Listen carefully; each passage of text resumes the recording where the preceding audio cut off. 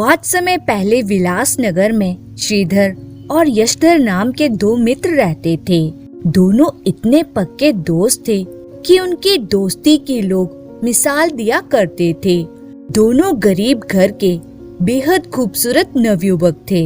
एक दिन यशधर की माँ उसके पिता से बोली, ए जी सुनते हो, अपना यश अब जवान हो गया है, उसके विवाह की भी कुछ सोचो।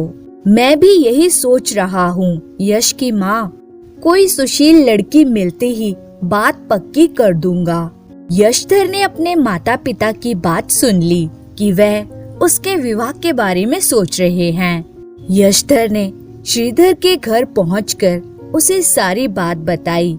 श्रीधर बोला, बधाई हो दोस्त, चाचा चाची द्वारा तुम्हारे विवाह की चिंता उचित ही है, झटपट भाभी ले ही आओ।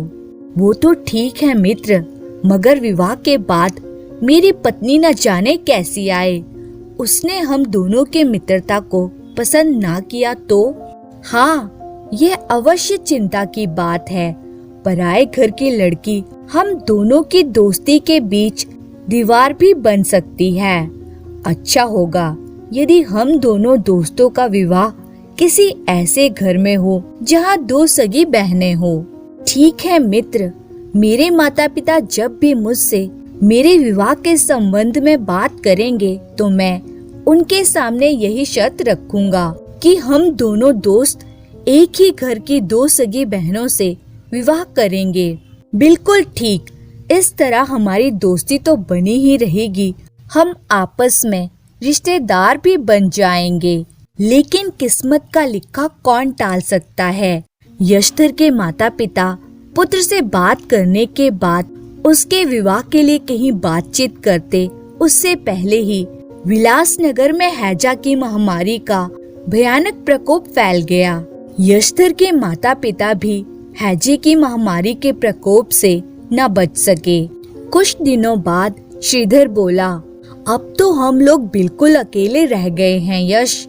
चाचा चाची के स्वर्गवास के बाद तो अब इस शहर में मन ही नहीं लगता। ठीक कहते हो मित्र, महामारी के प्रकोप से कैसा उजाड़ हो गया है विलासनगर, रोजी रोजगार का भी कोई ठिकाना नहीं रह गया। फिर क्यों न हम किसी दूसरे शहर में चलकर अपनी किस्मत आजमाएं। और फिर अगले ही दिन दोनों मित्र विलासनगर से किसी दूसरे शहर के लिए रवाना हो गए। अभी वे कुछ दूर ही पहुँचे थे कि यशधर बोला, एक ही रास्ते पर जाने से हम दोनों एक साथ किसी मुसीबत में फंस सकते हैं। तब हम में से कोई भी एक दूसरे की मदद नहीं कर सकेगा। लेकिन अलग अलग रास्तों पर जाने से अगर हम में से कोई एक भी किसी मुसीबत में फंस गया तो दूसरा उसकी मदद के लिए आजाद रहेगा। लेकिन हम में से किसी को भी दूसरे की मुसीबत में फंसने की जानकारी भला कैसे होगी। आज से 1 वर्ष बाद हम दोनों ठीक इसी स्थान पर फिर से मिलेंगे। यदि तुम न आए तो मैं समझूंगा कि तुम किसी मुसीबत में फंस गए हो, और मैं न आया तो तुम यही समझना कि मैं किसी मुसीबत में फंस गया हूँ। वे दोनों मित्र एक दूसरे के गले मिले और अलग अलग रास्तों पर चल पड़े। श्रीधर चलते चलते बुरी तरह थक गया तो वह कुछ देर आराम करने के लिए रुक गया और जल्दी ही उसे नींद आ गई। जब श्रीधर की आंख खुली तो वह बोला, अरे शाम ढलने वाली है, रात होने से पहले मुझे ठहरने योग्य कोई उचित जगह तलाश करनी होगी। अचानक श्रीधर का हाथ अपनी चाबी पर गया तो वे चौंक सा गया। अरे यह क्या, मेरी चाबी तो लोहे की थी पर यह सोने की कैसे हो गई। मेरी दादी जी ने एक बार पारस पत्थर की कहानी सुनाई थी, कहीं वैसे ही किसी पत्थर से छू कर तो ये चाबी सोना नहीं बन गई। अरे यह पत्थर कैसा है, कहीं ये पारस पत्थर तो नहीं है। श्रीधर ने जेब से कुछ सिक्के निकालकर पत्थर पर रगड़े। पलक झपकते ही सिक्के सोने के सिक्कों में बदल गए। अरे यह तो पारस पत्थर है, मुझे खजाना मिल गया, अब मैं जल्दी ही करोड़पति बन जाऊंगा। श्रीधर ने पारस पत्थर संभाल कर अपने पास रख लिया और वे आगे बढ़ गया। वे एक सुंदर नगर में पहुंचा और वहां एक सराय में ठहर गया। उस सराय की मालकिन एक धूर्त बुढ़िया थी। बुढ़िया बोली, सराय में तुम्हें अच्छा खाना, सोने के लिए शानदार पलंग, सब कुछ मिलेगा, मगर रोज एक सोने का सिक्का देना पड़ेगा। अम्मा, अगर तुम्हारी सराय में मुझे पूरा आराम मिला तो मैं भी तुम्हें खुश कर दूंगा। यह लो, 10 सिक्के पेशगी रख लो। अगले दिन श्रीधर ने एक लोहार से एक सोने के सिक्के के बदले लोहे की बहुत सारी छड़ें खरीद ली। इन छड़ों को पारस पत्थर से रगड़ दूंगा तो यह भी सोने की हो जाएंगी, फिर मैं किसी लखपति से कम न रहूंगा। सराय में लौटकर उसने छड़ों को पारस पत्थर से रगड़ दिया और सारी छड़ें सोने की बन गई। अब इन्हें बेचकर कोई अच्छा सा मकान खरीद लिया जाए। और फिर श्रीधर ने एक भव्य हवेली खरीदकर बहुत से नौकर चाकर भी रख लिए। श्रीधर अब श्रीधर सेठ कहलाने लगा और फिर चापलूस लोगों की भीड़ श्रीधर को घेरे रहने लगी। रोज अनगिनत भिखारी श्रीधर की शानदार हवेली के सामने कतार बनाकर खड़े हो जाते। किसी को उसके यहाँ से निराश नहीं लौटना पड़ता। वही धूर्त बुढ़िया उस हवेली के सामने से गुजरी और उसे देखकर सोचने लगी, अरे यह तो वही है जो पिछले माह मेरी सराय में ठहरा था। इसके पास इतना पैसा कहाँ से आया? जब मेरी सराय में आया था तब तो मामूली आदमी ही लग रहा था। जरूर इसमें कोई रहस्य है, मुझे पता लगाना चाहिए। बुढ़िया ने अपनी इकलौती बेटी को श्रीधर की तरक्की के बारे में बताया। दोनों माँ बेटी अव्वल दर्जे की लालची व महाधूर्त थी। अगले ही दिन वह बुढ़िया श्रीधर की हवेली पर पहुंची और बोली, हाय हाय, मैं तो लुट गई, बर्बाद हो गई, मुझे बचा लो बेटा, अब तुम ही मुझे बचा सकते हो। क्या बात है अम्मा, आप बड़ी परेशान नजर आ रही हैं। हाय बेटा, तुम एक बार मेरी सराय में क्या ठहरे, मैं तो बर्बाद हो गई। मेरी बेटी तुम्हें देखने के बाद से ही खाना पीना सोना हंसना सब कुछ भूल गई है। एक बार तुम मेरे साथ चले चलो, मुझे यकीन है तुम्हें देखते ही मेरी बेटी के होठों की मुस्कुराहट वापस लौट आएगी। बुढ़िया के अनुरोध पर वह उसके घर गया। बुढ़िया की बेटी बोली, मैं जानती थी आप जरूर आएंगे। उसे देखकर वह ठगा सा रह गया। कैसी आदित्य सुंदरी है यह। उस दिन श्रीधर वहाँ रुका तो नहीं, लेकिन रूपा को देखकर वे कुछ ऐसा मुग्ध हुआ कि उस दिन के बाद से हर रोज वहाँ आने लगा। रूपा बोली, मैंने तो एक गरीब सीधे सादे आदमी को दिल दिया था। मैं नहीं जानती थी कि एक दिन आप इतने अमीर हो जाएंगे। आखिर इतनी जल्दी आपके पास ढेर सारी दौलत आ कहाँ से गई? तो श्रीधर ने उसे बताया, यह सब इस पारस पत्थर का करिश्मा है प्रिय। इसका जिक्र तो सिर्फ कहानियों में सुना है, कहीं पारस पत्थर सचमुच थोड़े ही होते हैं। नहीं, मेरे पास सचमुच पारस पत्थर है। तुम्हें यकीन नहीं आता तो यह देखो। पारस पत्थर के स्पर्श से ही लोहे का बर्तन सोने का हो गया। अरे वाह, यह तो सचमुच पारस पत्थर है। फिर अचानक उन्हें अंदर से आवाज सुनाई दी, हाय हाय रूपा बेटी, हाय मैं मरी, कोई बचाओ मुझे। अरे यह तो मेरी माँ की आवाज है। जरूर फिर से उन्हें दौरा पड़ गया है, मैं देखती हूँ।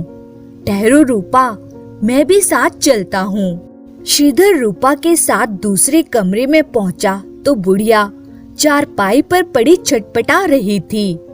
क्या हुआ अम्मा, अचानक तुम्हारी तबीयत खराब कैसे हो गई?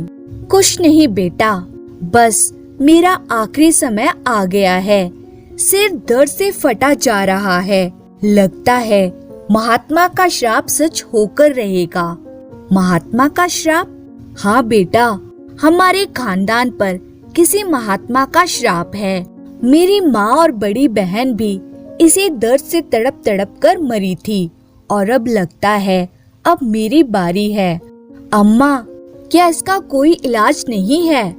बेटा, महात्मा ने बताया था कि यदि खानदान की कोई औरत दर्द होने पर 3 दिन तक सुबह शाम 2 बार पारस पत्थर से अपना माथा रगड़ेगी तो ये दर्द हमेशा के लिए ठीक हो जाएगा। अम्मा, पारस पत्थर तो मेरे पास है। अगर सचमुच तुम्हारे पास पारस पत्थर है तो 3 दिन के लिए हमें दे दो बेटा। हाय, सिर दर्द से जान निकली जा रही है। श्रीधर सीधा साधा भोला भाला इंसान था। उसने बिना किसी हिचकिचाहट के पारस पत्थर बूढ़ी के हवाले कर दिया। 3 दिन बाद जब श्रीधर ने अपना पारस पत्थर वापस मांगा तो बुढ़िया बोली, कैसा पारस पत्थर? देख रही हो रूपा, तुम्हारी माँ तुम्हारे सामने ही झूठ बोल रही है। मेरी माँ को झूठा बोलता है दुष्ट, जा दफा हो जाए यहाँ से। ओह, तो तुमने भी रंग बदल लिया। मैं तुम दोनों की महाराज से शिकायत करूँगा। शिकायत तो तू तब करेगा जब हम तुझे शिकायत करने का मौका देंगे। और दोनों माँ बेटी ने उसे तहखाने में बंद कर दिया। उधर श्रीधर से अलग होकर यशधर राजगढ़ पहुंचा। वहां उसने देखा एक घुड़सवार का घोड़ा बिदक गया है। यशधर ने लगाम खींचकर बिदके हुए घोड़े को काबू में कर लिया। वे घुड़सवार बोला, तुम कौन हो युवक? यशधर ने अपने बारे में घुड़सवार को बताया तो वह बोला, ओह, तो तुम्हें काम की तलाश है। हम यहाँ के महामंत्री हैं। तुम हमारे साथ दरबार में चलो। तुम जैसे बहादुर व्यक्ति को हम कोई न कोई काम अवश्य दिलवा देंगे। महामंत्री यशधर को राज दरबार में ले गया और राजा को यशधर की बहादुरी के बारे में बताया। तो राजा बोले, ठीक है यशधर, आज से तुम हमारे साथ रहोगे। यशधर राजा के अंग रक्षक के रूप में उनके साथ रहने लगा। शिकार खेलने के अनेक अवसरों पर उसने हिंसक जंतुओं से राजा की जान भी बचाई। फिर एक दिन राजा बोले, यशधर, तुम हमारे घनिष्ठ मित्र बन गए हो। हम इसलिए तुम्हें एक बहुत ही गोपनीय व आवश्यक कार्य सौंप रहे हैं। जो आज्ञा महाराज। हमें अपने खजांची और कोतवाल पर शक है। तुम्हें गुप्त रूप से उन्हीं के बारे में जांच पड़ताल करनी है। हमारा खजाना दिन प्रतिदिन खाली होता जा रहा है और हमें शक है कि खजांची खजाने से धन चुरा रहा है। कोतवाल चोर बदमाशों से रिश्वत लेकर उन्हें छोड़ देता है। राज्य में अराजकता फैल रही है। भ्रष्टाचार बढ़ता जा रहा है। मुझे विश्वास है महाराज, कोतवाल और खजांची को जल्दी ही सुधार दूंगा। वो कैसे करोगे? कल जब खजांची महोदय राज दरबार में आए, उन्हें आप क्रोध भरी नजरों से देखें और मुंह घुमा लें। उनसे ठीक से बात भी न करें। अगले दिन जब खजांची राजा के सामने आया तो राजा ने वैसा ही किया जैसा यशधर ने कहा था। खजांची सोच में पड़ गया। महाराज बड़े क्रोध में लगते हैं।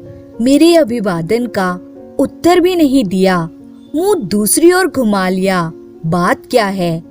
उस रात खजांची के घर पर यशधर गया और बोला, चाचा, आप राज दरबार में महाराज के पिता के समय से खजांची के पद पर आसीन हैं।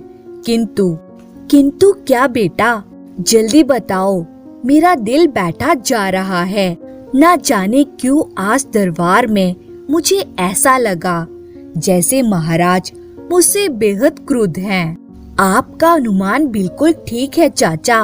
महाराज आपसे सचमुच बेहद क्रुद्ध हैं। कारण सिर्फ यह है कि राज खजाने से काफी धन गायब हो रहा है और महाराज को पता लग गया है। वे आपके घर की तलाशी भी करवा सकते हैं। बेटा, मुझे बचा लो। मैं सारा धन राज खजाने में वापस पहुंचा दूंगा। बस मेरे घर की तलाशी ना हो, वरना मेरी सारी प्रतिष्ठा धूल में मिल जाएगी। चाचा, मैं महाराज को समझाने की चेष्टा करूंगा कि अभी 2-4 दिन आपके यहाँ की तलाशी ना ली जाए। तब तक आप खजाने से चुराया गया सारा धन वापस खजाने में पहुँचा दें, तब शायद मैं आपको बचा लूं। खजांची के यहाँ से यशधर सीधा राजमहल में महाराज के समक्ष पहुँचा और बोला, महाराज, उपाय सफल रहा। अब आप कोतवाल के साथ भी ऐसा ही व्यवहार करें। अगले दिन राजा ने कोतवाल को क्रोध भरी नजरों से देखा और उसके अभिवादन पर क्रोध से मुंह घुमा दिया। उफ, आज महाराज मुझसे नाराज हैं। जरूर कोई बात है। यशधर महाराज के काफी करीब है, उसी से पूछूंगा। उस दिन दरबार से निकलते ही कोतवाल सीधा यशधर के यहाँ पहुँचा। अरे कोतवाल जी, आप कहिए, कैसे आना हुआ? बेटा, क्या महाराज मुझसे नाराज हैं? अब क्या बताऊं कोतवाल जी, महाराज को खबर लग गई है कि आप रिश्वत लेकर चोर उचक्कों को छोड़ देते हैं। धन में हिस्सेदारी के लालच में डकैतों की मदद करते हैं। तुम जैसा कह रहे हो मैं वैसा ही करूंगा बेटा, किंतु महाराज द्वारा तलाशी लिए जाने से बचा लो मुझे, वरना मेरी सारी इज्जत धूल में मिल जाएगी। यशधर ने कोतवाल को भी समझा बुझाकर विदा किया। अब ये लोग निश्चय ही सुधर जाएंगे। धीरे धीरे यशधर राजा का निकटतम सलाहकार बन गया। 1 साल बीतने से कुछ ही दिन पहले यशधर को याद आता है, अरे मैं तो बिल्कुल ही भूल गया। श्रीधर से मिलने का दिन करीब आ रहा है। मैं महाराज से मिलकर 1 माह की छुट्टी ले लेता हूँ। 1 माह की छुट्टी? मगर किस लिए यशधर? महामंत्री तो तुम्हारे विवाह का जिक्र कर रहे थे। तुम तो जानते ही हो, उनके विवाह योग्य 2 कन्याएं हैं, जिनमें से बड़ी बेटी के लिए महामंत्री ने तुम्हें पसंद कर लिया है। यशधर ने जाने का कारण बता दिया। यह जानकर कि यशधर अपने पुराने मित्र से मिलने जाना चाहता है, महाराज ने यशधर को विदा किया। यशधर अपने घोड़े पर सवार होकर उस जगह पर चल पड़ा जहां उसने श्रीधर से मिलना था। चलते चलते शाम हो गई। पास ही एक सराया थी जिसमें यशधर ठहर गया। पलंग पर लेटते ही यशधर को नींद आ गई। आधी रात को यशधर की आंख खुली। पानी पीने के लिए वह उठा, तभी अचानक उसकी दृष्टि खिड़की से बाहर बाग पर पड़ी। उसे बाग में 2 परियां दिखाई देती है। यशधर धीरे धीरे अपने कमरे से बाहर निकलकर बगीचे में आ गया और एक पेड़ के पीछे छुप गया। अरे, परियों के हाथों में यह 2 शीशियां कैसी है? ये तो उनमें से एक शीशी खोलकर सूंघ रही हैं। आश्चर्य! शीशी सूंघते ही परियां बंदरियां बन गई। बंदरियां बनी परियों ने बगीचे से अनगिनत फल व फूल तोड़कर खाए और उछलने कूदने लगी। तभी यशधर धीमे कदमों से उस रथ पर बैठ गया जिसमें बैठकर वो परियां आई थी। खूब उछलने कूदने के बाद परियों ने दूसरी शीशी खोलकर सूंघी और फिर वे अपने वास्तविक रूप में आ गईं। और फिर जब दोनों परियां वापस रथ तक पहुंची तो वे बोली, अरे, आप कौन हैं और हमारे रथ में क्यों बैठ गए हो? अगर आप दोनों अपना रथ वापस लेना चाहती हैं, तो फिर आपके पास जो 2 जादुई शीशियां हैं वे मुझे दे दीजिए। नहीं, ये हम आपको नहीं दे सकती। फिर आप यहाँ से जा भी नहीं सकती। दे दो बहन। अगर हमें परीलोक पहुँचने में देरी हुई तो महारानी नाराज हो जाएगी। ठीक है, एक शर्त पर हम ये शीशियाँ आपको दे सकती हैं। इन जादुई शीशियों के जादुई प्रभाव का उपयोग आप कभी किसी भले आदमी को सताने के लिए नहीं करेंगे। मुझे मंजूर है। दोनों शीशियाँ लेकर यशधर रथ से उतर गया और परियां रथ में बैठकर चली गईं। यशधर ने दोनों शीशियों पर निशानी लगा ली कि कौन सी शीशी बंदरिया बनने की है और कौन सी वापस अपना रूप धारण करने की है। अगले दिन यशधर फिर से अपने सफर पर रवाना हुआ। आज श्रीधर से बिछड़े हुए पूरा 1 वर्ष हो गया है। यही वह स्थान है जहाँ साल भर पहले हम लोग अलग हुए थे। यशधर 2 दिन तक उस स्थान पर श्रीधर का इंतजार करता रहा, मगर श्रीधर ना आया तो यशधर भी उसी रास्ते पर चल पड़ा जिस पर साल भर पहले श्रीधर गया था। चलते चलते यशधर उसी नगर में पहुंच गया जिसमें साल भर पहले श्रीधर पहुंचा था। उसने बहुत से लोगों से श्रीधर के बारे में पूछताछ की। काफी पूछताछ करने के बाद उसे एक व्यक्ति बताता है, जब से सेठ श्रीधर ने सराय की मालकिन की बेटी से शादी की थी, वे पागल सा हो गया था। अब तो उन्हें देखे हुए भी जमाना हो गया है। अब वही धूर्त बुढ़िया सेठ की हवेली और धन दौलत की मालकिन है। यशधर सोचने लगा, अरे मेरे मित्र ने विवाह कर लिया, किंतु हम दोनों ने तो एक साथ एक ही घर की 2 सगी बहनों से विवाह करने का निश्चय किया हुआ था। यशधर लोगों से पूछताछ करता हुआ सेठ श्रीधर की विशाल हवेली तक पहुंच गया।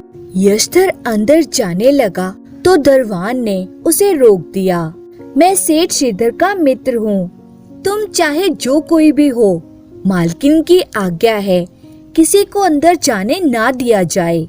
अंदर जाने के लिए यशधर ने परियों द्वारा दी गई सुगंध की शीशियों से बंदर का रूप धारण कर लिया। बंदर बना हुआ यशधर खिड़की से अंदर कूदकर चला गया। बंदर को देखकर बुढ़िया उसे भगाने गई तो वह वहाँ फिसलकर गिर गई। हाय, मैं मर गई। श्रीधर को ढूंढने के लिए यशधर ने हवेली का चप्पा चप्पा छान मारा। तभी उसे नीचे जाती सीढ़ियाँ दिखाई दी। शायद कोई तहखाना है, नीचे चलकर देखता हूँ। और नीचे तहखाने में श्रीधर को बुढ़िया ने बंदी बनाकर रखा हुआ था। यशधर को बंदर के रूप में देखकर श्रीधर बोला, अरे ये बंदर कहाँ से आ गया? श्रीधर को उलझन में पड़ा देखकर यशधर वास्तविक रूप में लाने वाली सुगंध सूंघकर अपने असली रूप में प्रकट हुआ। यशधर, श्रीधर और दोनों मित्र गले मिले। गले मिलकर कुछ देर तक दोनों मित्र खुशी के आंसू बहाते रहे। फिर श्रीधर से उसकी दुर्दशा का कारण जानने के बाद यशधर बोला, मैं इन दुष्ट माँ बेटी को जरूर सबक सिखाऊंगा। कल हर हालत में तुम कैद से आजाद होगे, यह मेरा वादा है। और फिर पुनः बंदर बनकर यशधर उछलता कूदता हवेली से बाहर चला गया। उसके बाद इत्र की कुछ शीशियां लेकर वह श्रीधर की हवेली पर पहुंचा और दरबान से बोला, मैं खास तरह का इत्र लाया हूँ और सेठ जी हमेशा मुझसे इत्र खरीदते हैं। सेठ या सेठानी किसी को भी बुला दो। फिर दरबान ने इस बारे में बुढ़िया और रूपा को जाकर बताया। बुढ़िया और उसकी बेटी ने यशधर को बैठक में बुलवा लिया। हसीनाओं का हुस्न निखारने वाला, उम्र लंबी करने वाला सभी तरह के इत्र मेरे पास हैं। रूपा बोली, मुझे सौंदर्य निखारने वाला इत्र दिखाओ। बुढ़िया बोली, उम्र बढ़ाने वाला इत्र कौन सा है? यशधर ने सोने के इत्र दान से बंदरिया बना देने वाली सुगंध की शीशी निकालकर खोली और रूपा की नाक की ओर बढ़ा दी। रूपा ने जैसे ही सुगंध को सूंघा वह बंदरिया बन गई। हाय कमबख्त, ये क्या कर दिया तूने मेरी बच्ची को? अम्मा, अगर तू चाहती है कि मैं फिर से तेरी बेटी को उसके असली रूप में ला दूं, तो जल्दी से जाकर मेरे मित्र श्रीधर को आजाद करके मेरे सामने ला। बुढ़िया बोली, अभी लाती हूँ। बुढ़िया तेजी से तहखाने में गई और श्रीधर को आजाद करके वापस लौटी। अब तो दया करो, मेरी बेटी को फिर से पहले जैसी बना दो। अम्मा, पहले मेरे मित्र का पारस पत्थर तो उसके हवाले कर दे। थोड़ी देर बाद बुढ़िया लौटी और बोली, यह लो पारस पत्थर, अब तो मेरी बेटी को फिर से पहले जैसा बना दो। यह लो मित्र, अपना पारस पत्थर संभाल कर रख लो। तुम्हारी बेटी अपने असली रूप में आ सकती है, किंतु पहले तुम यह उम्र बढ़ाने वाला इत्र सूंघ लो। नहीं नहीं, तुम इत्र सूंघाकर मुझे भी बंदरिया बना दोगे। ले भाई बंदरिया, तेरी माँ नहीं चाहती कि तू पहले जैसी सुंदर बन जाए। बंदरिया बनी रूपा के दिमाग पर जैसे पत्थर पड़ गए थे। वे दांत किटकिटाती हुई अपनी माँ पर झपटी। हाय, मुझे मेरी बेटी से बचाओ। श्रीधर को साथ लेकर यशधर फिर से राजगढ़ की ओर रवाना हो गया। जब वे राजगढ़ पहुँचे तो मंत्री बोले, अरे यशधर बेटे, तुम आ गए। तुम्हारे साथ ये युवक कौन है? क्या ये तुम्हारा मित्र श्रीधर है? जी हाँ मंत्री जी, ये मेरा मित्र श्रीधर है। कुछ दिन बाद महाराज बोले, यशधर, तुम जानते ही हो महामंत्री जी की विवाह योग्य 2 कन्याएं हैं। वे बड़ी बेटी का विवाह तुम्हारे साथ करना चाहते हैं और हमारी ये इच्छा है कि छोटी बेटी का विवाह श्रीधर से कर दिया जाए, अगर श्रीधर को मंजूर हो। श्रीधर को भला क्या आपत्ति होनी थी? यशधर और श्रीधर तो चाहते ही यही थे कि उनका विवाह एक ही घर की 2 बहनों से हो और उनकी इच्छा आखिरकार पूरी हो गई। एक शुभ मुहूर्त में दोनों मित्रों का विवाह एक ही लगन मंडप में बड़ी धूमधाम से संपन्न हुआ और इस तरह से श्रीधर और यशधर सुखमय जीवन व्यतीत करने लगे। धन्यवाद।